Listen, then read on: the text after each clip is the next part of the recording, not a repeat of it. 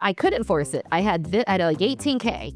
I was like, well, I found this property about an hour away. With the 18K plus a little personal loan, I can get it up and running and fix it. For this year, I'll do it myself because I can't get credit. I have this foreclosure, so I'll just do the work. So if it takes 12 months, remember that layaway concept? Like people, and let me just say this, if you get rid of your ego and classism and status, you actually can make a lot of money.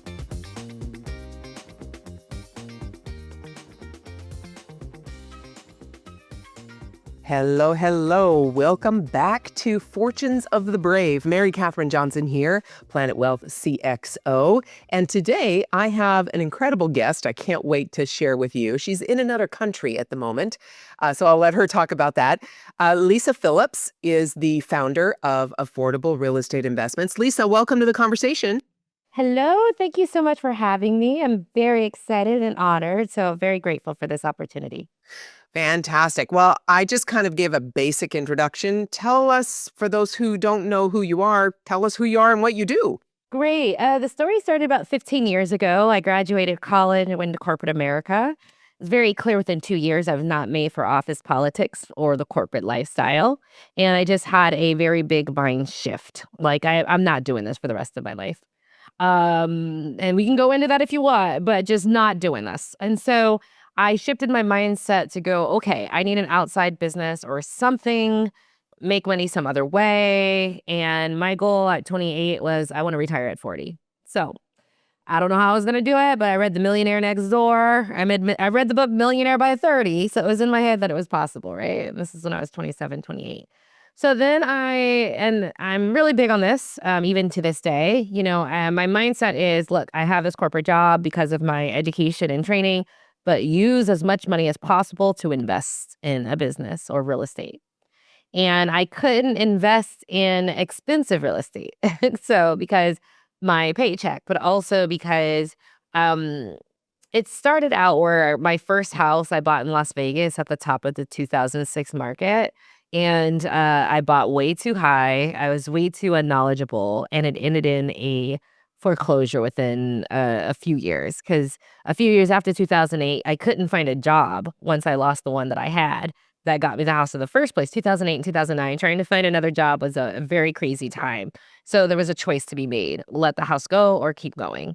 I'm like, sorry. And to be quite honest, it was overpriced anyways. So it's sorry, but I was like, look, 7 years, let me clean myself up. Let me get myself together, okay? So, I'm still young, 35, I can start buying again. Well, so I started working again, saving, and I was like, I still have to get out of corporate. I'm not doing this for the rest of my life.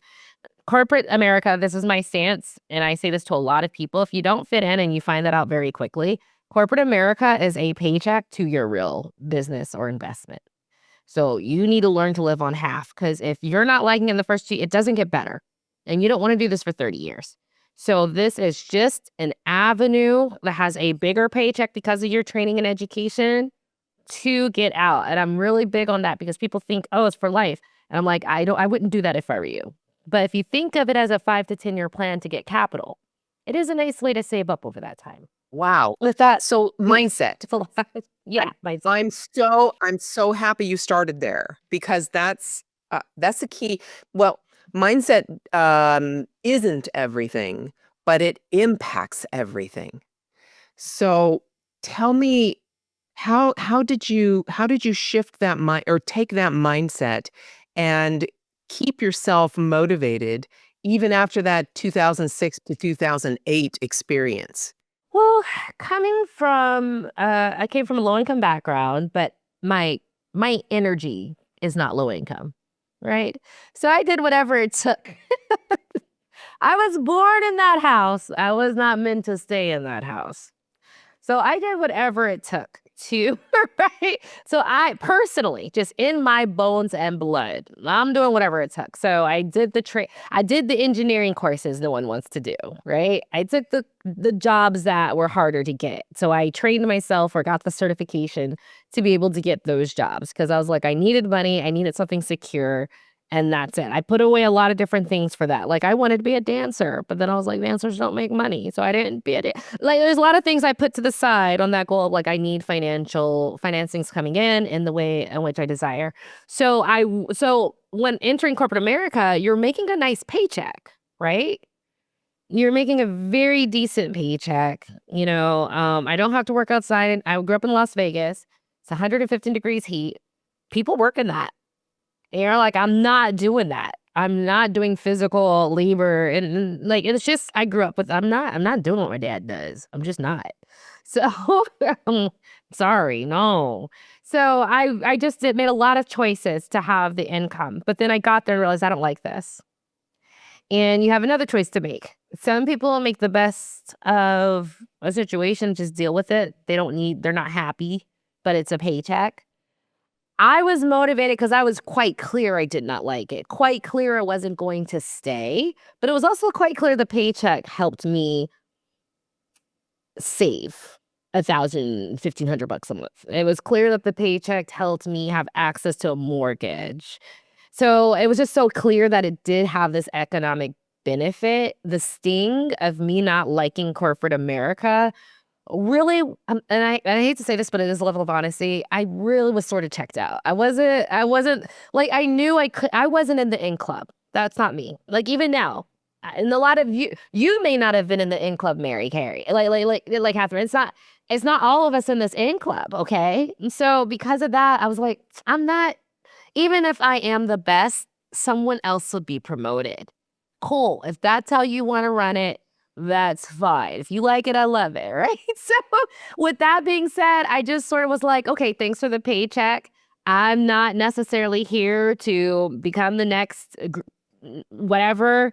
So it was easier to take the abuse or what I did not like, knowing that the paycheck is really good. And so because my interest was funneled on the side into, well, I think I can get rental properties. I can afford the really cheap ones. I just have to figure out how to do it and not lose my money. My energy really went to what I was doing on the evenings and weekends for 5 to 10 years. And I did retire in 10 years. So it did work. Not the way I thought it was gonna work, but it did work because over that time you saved up, you invested in this one tiny house. It was in a bad neighborhood, but it was $35,000. I can afford that even with the foreclosure on my credit report. So I was like, okay, I have this foreclosure. I was going to wait until I'm 35, but I can afford houses in this price range just by saving up, having roommates. I can get enough money where I can either pay cash or take out different types of loans and like maybe even a personal loan for 20,000 and I have 15K saved. I can get a property and fix it up for that. And I just had to learn how to do it in a low income area because you can lose money if you're not savvy. So that sort of started why I shifted out, how I was able to deal with not liking my corporate job, but that avenue of building my own thing made it very palatable. Yeah, and you started out, like you said, Las Vegas, and that market didn't quite work for you during the 2006, 2008, 2009 area.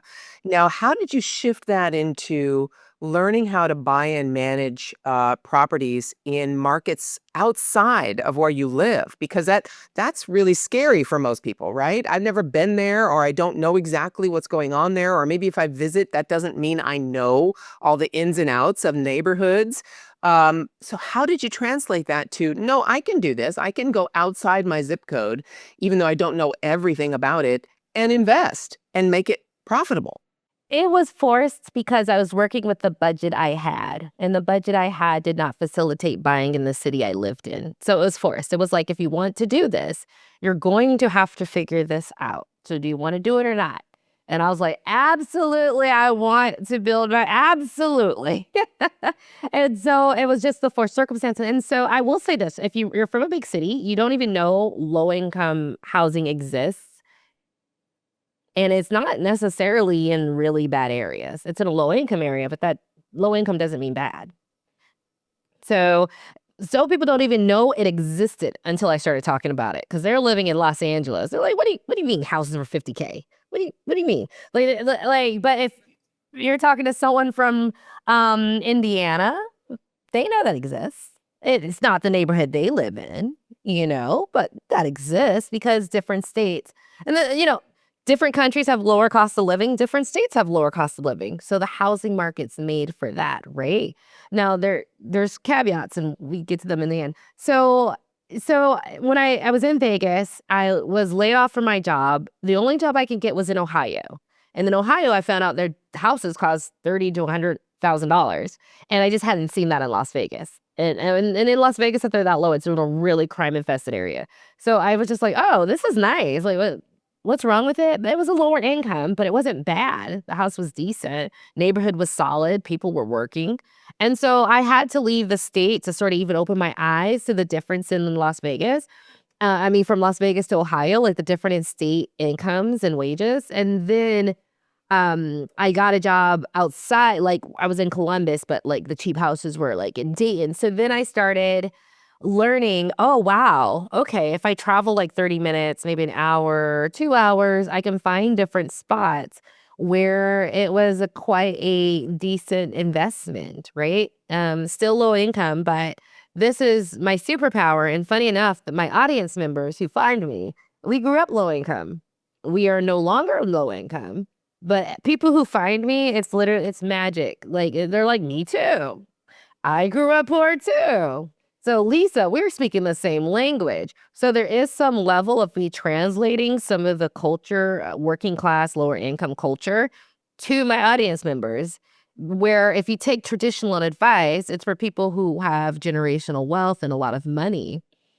They You don't easily go into a low-income neighborhood and know how to navigate. Just we're both human, but it's a different culture. Yeah, and with what you're saying, it's not just that people with that generational wealth and access and doors that are automatically open to them because of the fact that of where they come from or what they have in their bank accounts already. We're not just trying to be those people, and I'm saying we because I'm there too. I did not grow up with any kind of not wealth. I don't even know the word wealth existed, right? It was basically survival. And so those of us who grew up there and being able to access the tools and the systems and the capital that we need to start this journey and then go further on this journey. So talk about advice, right? Good advice versus bad advice, right? How do we filter? That's a big part of it. And so, this goes into what you sort of are now launching in your initiative, a lower cost investment. I was a lower cost investment. So there's some synergy amongst us, right? In our mindset of who we're trying to help. At the end of the day, I work with Black professionals. And don't get me wrong, like about 20% of my audience is everybody, but 80% are Black professionals who have obtained a level of means and would like to invest, but can't afford at the higher levels. Having the program or system to start with modest investments is very stress relieving. Everybody wants to invest, but does my first investment need to be 50,000 or can it be 10? Right? And there is a difference. So having these options that are available that are the lower cost is sort of part of the lower income lifestyle. Lower income people like me that I grew up, we can have what we want, but maybe I use Layaway or Klarna. It's not bad. I just need 12 months, okay? I'm earning a paycheck. I just need to start modest. And sometimes, and no, I don't know, sometimes in this world and culture, everyone's just assuming you have to go big or go home. That's scary. That wrecks my nervous system. I don't want to do it. Maybe I have $30,000 saved. Can I take 10, 12 and get something? You can. That's a lot better for someone who didn't come from, like I said, we don't have that background or safety net, right? So starting modest is what is needed. And actually, to be honest, I think it just works better for the majority of Americans. The majority of Americans wants to start small. And so that sort of was the transition. So instead of forcing it, I couldn't force it. I had like 18K. I was like, well, I found this property about an hour away. With the 18K plus a little personal loan, I can get it up and running and fix it. For this year, I'll do it myself because I can't get credit. I have this foreclosure, so I'll just do the work. So if it takes 12 months, remember that layaway concept? Like people, and let me just say this, if you get rid of your ego and classism and status, you actually can make a lot of money. Okay? You know what I mean? So if layaway is like this, versus like, no, I just need 12 months, but I can do it easily. That was the same mindset. Okay, I can renovate this property. I can't get loans and mortgages because of the foreclosure until I'm 35 when it falls off. So I can do little bits at a time and do things like that, and I can fix it up myself. Now, once I got more advanced, I didn't have to do it myself. I had the means to pay for things up front to get it converted, and I didn't have to do the manual labor. But like I said, foreclosure on the credit, I got time. Let me just take the year to do it, right? Because I have 7 years. Remember, I might have 7 years. So if it takes one, good. Then 6 more until I can apply for a normal loan and do this like the normal way. But it worked out. In those 12 months, I learned all about renovating the house. I was able to get this house that I bought for that one was 13K. And then but I put another 15 into it. It was in Baltimore. And I was able to do it. And I was like, okay. So Baltimore was like an hour away, hour and a half, depending on traffic. And I was in the DC area. But, every weekend I'd go up there. Sometimes I'd stay the night, sometimes I wouldn't. And we slowly made it done. And so I had to come up with systems. Okay, it's an hour away. What are the pros and cons? This can be scary. Funny enough, because it was an hour away, you do way more due diligence than someone who invests across the street because you have to. You have to. You have to look at more things. You have to look at more factors. You have to research more. And that's how I created the system. I was like, wow, if you look at these particular things, it sort of checks out that it's going to work out. And you can tell that it's going to be a great neighborhood or market before everyone else knows. And so that's what I discovered through that research. Wow, that's fantastic. And just what you said, I love what you said about layaway, Klarna. So many when we attach a judgment to those Yeah. things, right? Ego and Yeah, status. you look at Keeping this. so many people poor. Yeah, Keeping you poor. yeah. It is exactly. And whatever, like you originally said, your mindset was, I'm going to do what it takes. I don't care what it takes. I don't care how long it takes. I'm going to do what it takes. And if that means a layaway or a Klarna or something, then you do it. You do it. And until you don't have to anymore. Not because it's bad. You don't have to because you don't want to because, oh, I'm above that. No, you do it because you don't need to anymore. You have other resources that you can apply and be able to build and build and build. Yeah. So how is that? Think about that as the overlooked investor, right? The person who's kind of overlooked as, because that's kind of who you're talking about, right? The person who's like, well, you're not really an investor.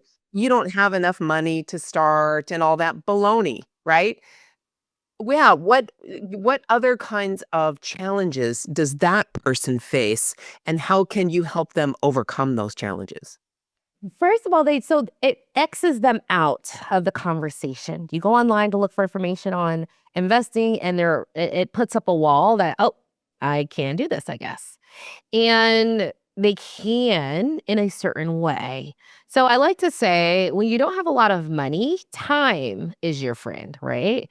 So that's why I was able to fix this place up for a low cost because I had the time of 12 months to just do it myself. It wasn't a rush, right? So a big part of it is just people understanding. And when I started this platform, I was like, look, let's just do one house a year, anywhere in the 30 to 60K range. You see that? You see how different that is? That's it. Just or once every 2 years. I literally, when I have consultation with people, I look at their money, da da da da da. We come up with a plan of what they can save, what they already have. And for some of them, I'm like, okay, if you do this, you can buy one property every 18 months. How does that sound? Let's working with their budgets, not pushing them. It's what you already have, what's already coming in, what's already established.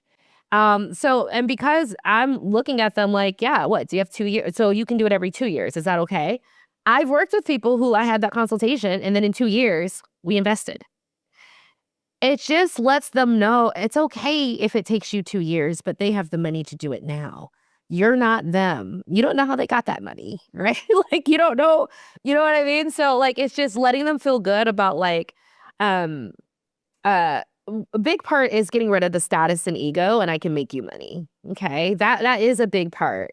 And there is a difference between like my Black professionals I work with and people who are not Black, because the ones who are not Black have a more. It's harder for them to get over the ego and status and how things appear for them to just make money. Isn't that crazy?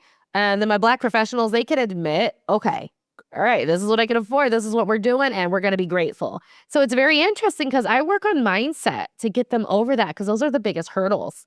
And so because they are overlooked and they think they couldn't do it, so it's just bringing to their attention, yeah, you can. It is open to you. And two, if you get rid of all of what it should look like and look at your budget and we do what we can do and build upon time, because I'll lay it out for you if we have a consultation. I do consultations. Over 10 years, if you can do one every 2 years, we'll do it. We'll come up with a cash flow. We'll come up with a plan and be like, in 10 years, will these 5 homes be enough for you? It was enough for me to retire because some of those 30K houses became 200K. But that wasn't a surprise because there wasn't a surprise because, like I said, look at all those indicators. We sort of knew because we had to. Yeah, this was really set up that this is the next place. Wow, yes. So we talked a little bit about, you shared how you can go outside of your zip code. And, like you said, that's an hour away. That's 30 minutes away. That's 2 hours away. Well, now you're going way more than 2 hours. You're like hopping continents now. So, uh, tell me about that next chapter. Tell me about that global investing now. So, and I know this is not a leap, right? You took smaller steps and now you see what's possible globally. Yeah. So tell me more about that. Yeah, that has been so interesting because I see things in terms of like flow and money, and this state's expensive, but this state's less expensive. The same thing is, it's the same in other countries. This country's less expensive, this country's more expensive, but the cash flow is low here. But in this country, it's not only less expensive, but the cash flow is high. It's the same thing, and it's very interesting. Now, France. I'm in France. France is democratic socialist. I love it and I adore it. You do not make money the same way. It's a little bit more personal. They don't like the impersonal businesses. They don't like the impersonal real estate unless it's for long term. Their long term real estates barely pay you any money. Like there's not, I'm used to 20-30% ROI every year. You're getting 5 or 6, if that, here, right? They want you, get an apartment, pay €100 for it, maybe get €800 a month for rent from a long term. It's okay. It's not the returns I get in the United States, but it's okay. You can still earn here, but like I don't want to get too much into it, but there are different rules. You can't just go in and buy. They're not really happy with out-of-state investors with money. And every year they're cracking down more and more. So would I say, oh, it's open season for you to come get that second property in this lower cost of living second country? Not in Europe, maybe in another country. But are there ways for you to make it a part of your lifestyle and earn way more than everyone else? Yes. So because I'm here and it's my primary residence, I got my visa. This is my primary residence, even though I'm in the States for significant bouts of time. I share custody with my daughter. She's in elementary, so I go back every 6 weeks just to help out and to see her and and she spends summers here. But if it's your primary residence, you can make it more of a lifestyle.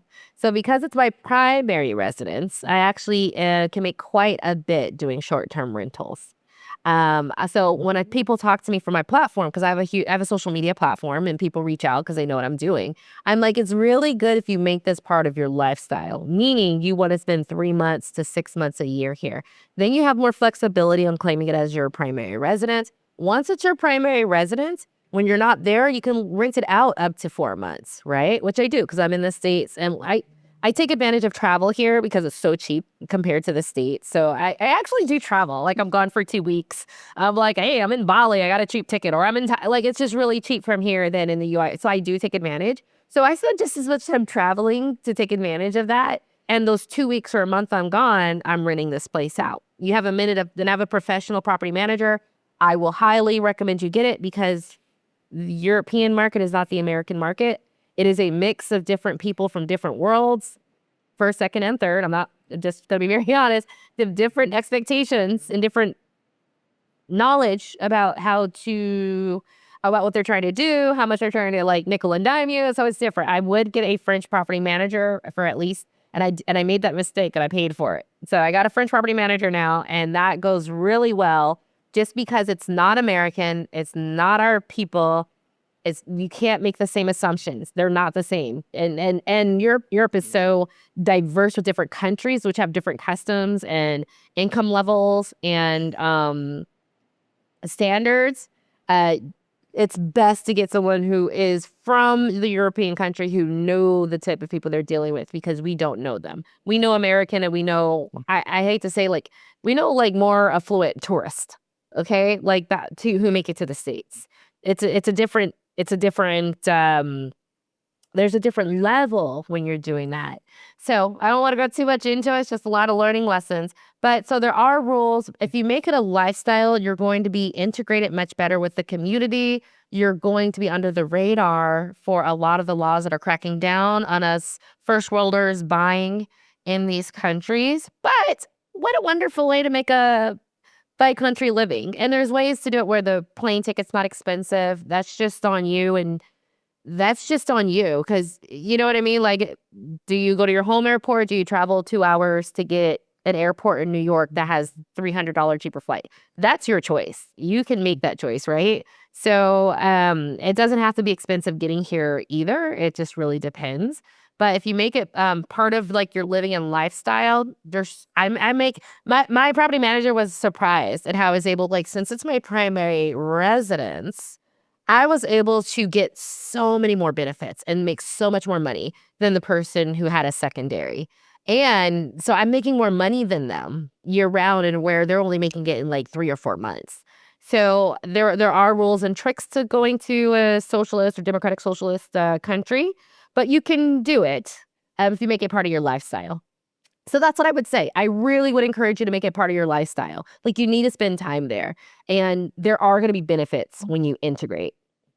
Well, you're on the right podcast, because this is called Fortunes of the Brave. And I think you need some bravery, right? You need to start with curiosity, but you then have to be a pioneer and be a brave pioneer to try and not just visit, but potentially relocate as a primary residence and navigate the bureaucracy, the cultural and political differences. That's what I hear you saying. And I love travel, because really I look at people, I look at wherever I go, I use the term difframe. It's a different culture, but it's the same humans. We all have the same human needs. Love, respect, kindness, a roof over our heads, food to eat. We're all the same humans. Friendship, yes, but we just have different cultures. And that's what you kind of outlined, the different cultures. If you don't know what those different cultures are, you don't have family, right? You weren't raised with that culture in a different country, then you need someone who was raised with that culture that you want to invest in, so that you can communicate with them and they can help you avoid some pitfalls. Um, right? I mean, so is there anything else besides courage and bravery and having a pioneer or willingness, willing attitude? Is there anything else, not just global, but even someone who's looking, okay, well, I can do this in another state? Is there any other piece of advice you would give that person to be able to start investing smaller, but outside their normal routine? I would say 2 things on that. The funny thing is, when I came here, because I'm so attuned to it, I just looked at the lowest income areas, and they're like, "Oh, it's so dangerous." And I'm like, "For American, no, it's not." Not at all.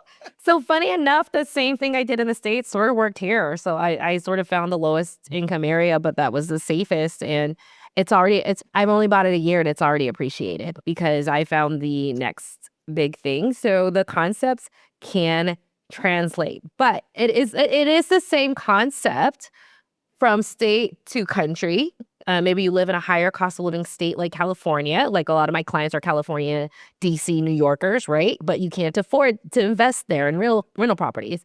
but going to the next one, just know that there we've figured it out. So, whatever you want to do your research. You can go online and do your research. You can consult with people like me and do your research. I'm writing a book on long distance investing, both in states and out of country. So, do your research. Just know that it's there. Some people don't even know that you can do that. And also know, because we're doing it long distance, there's more things for you to look at, but be thankful the internet's here, because there's a lot of information before you even step foot over there or even go to look at the property to know if it's even viable, that's freely available, that you don't really have to pay for. So leverage the internet wisely. Once you do your research on what you're looking for, know there's a system. You can leverage the internet for a lot of it. And then you want to go in person just to make sure everything you see online matches up in person. But just, there is a system. So you're scared because you don't know, right? And I was in that position and I went through all the mistakes. There is a system out there. For some of us, that's all we can do is invest long distance, and we're perfectly fine with it, because sometimes you do more, you vet it more than someone who's local, who don't look at the things that you're looking at, because you're choosing from 10 different cities. You need to have a list of metrics. So just know that we figured it out. So if you're in that position, I'm not into make it work. I'm like, no, what do you have? And we work with what you have.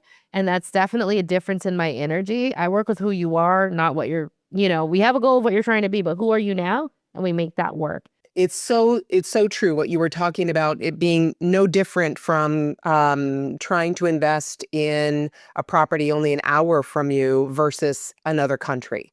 So let's talk about community, because I know you have a strong community. You agree with us here at Planet Wealth that community is really what fuels our world. So with that, talk about your personal journey and your lived example of what becomes possible inside a community like the one you've created. Yeah, it's everything. It's how you can get things done without needing a ton of money, because you can lean on each other. And it was very organic, right? I just started going, hey, there's other people like me who also are in corporate America who cannot stand it. Let me talk to them and say, like, hey, there's a way to do it. And you just put things out on the internet, and you don't know who's going to find you. But I found all across the country, there's a lot of people who felt the same way, right? And then we start talking, and some of my clients love best are like my group calls and the group coaching, because they get to hear what someone in Indiana or New York is going through. And so all of a sudden, you attract all these people who are on the same page. And the synergy and the energy that is created with us motivating and helping each other and seeing each other's plight, it just relieves and takes the stress off your shoulder, because you realize you're not alone anymore. And it's integral. So when I talk to the people in my audience, they're not a wall. They're real people who are just like me, and it's that connection that makes everyone comfortable. It makes them comfortable with me, it makes me comfortable with them, and there's a circle here. And like, you can do it on your own, definitely. But definitely doing it with others is just stress relieving, and you really get to see that. And so the hard part is, like, I think everyone knows that. The hard part is finding a community you're comfortable with. And that's real power, to not just make a community, but a community that's of integrity, that's of helpfulness, thoughtfulness, not trying to tear people down. Because there's lots of places you can go right now in real estate, but people are just judging and competitive. And then there's other places where they really want to see all of us lift up. So that's the real goal. That's the real wealth, is when you can create that environment through your leadership and your culture and enforce it. And people walk into the space you created and know all that other stuff is left at the door because you just don't abide by that. And so community is a gift, but you curating a community where people are there to work together and not just judge each other and try to rise to the top. Like, that's real wealth. And that's what people really want. They don't just want the community. They want community with standards. Absolutely. Absolutely. We feel the exact same way. There are all kinds of frameworks and blueprints and roadmaps and all these things. You can find those anywhere. You can use AI to create anything you want. But the thing that's missing when you do that are the people that can actually support you because they've been there. They've been there, they understand, they can show you where the landmines are, they can show you where the mud holes are, they can show you where you can find a not necessarily shortcut, because I don't think those exist, but they can help find an easier path, a simpler path, right? It's so important. It really is. So, I'm so glad, Lisa, that we were able to share this time, that the the synergy between what you're doing and what we're doing at Planet Wealth, it is absolutely aligned. So, what we're going to do is anyone interested in learning more about what you do, and you talked about some conversations that you can have with people, they can check in the show notes and to get all your links to everything that you have and to learn more about what you do, who your community is comprised of, and then people can really determine if they might be a fit, and might be able to not just gain insights from you, but also contribute to that community, because it is two-way. It's not just them taking from you, it's also them giving. So any last words of advice, any last piece of knowledge or mindset that you would like to share? Yeah, just if you do want to contact me, I have a free training bundle. I'm going to give her the information. That's the best to sort of see my mindset and what I would guide you to, because it is different than the mainstream, and it's successful but different. And two, as far as my real big thing is to work with your money as it is, and don't try to be who you are not. So if all you make is X amount each month and this is what you have in savings, don't worry about it. That's enough. Now, it might be enough for you in 6 months or in a year or 18 months, but whatever you have is enough. And we'll just put the proper time with what your goals are and what you want. And if you can get from that, you can stop thinking it's not for you. And also know I'm a really big, really huge component in my life of small strokes fell great oaks. Huge. That's the only way I get things done is by starting small. But here's the funny part. I've become wealthier starting small. Like even this cheap low income Cartier in France has already appreciated 25%, like in value, 25%. You know what I mean? So it's like, it's okay to do small steps and work with who you are. Sometimes you actually get the biggest results when you honor who you actually are and work with it as it is. Sometimes it can have much bigger because you find things that are more fit for you, but are also more fit for everyone and has greater value because you put your attention on it versus it staying overlooked, like some of the properties or investments. If that makes sense.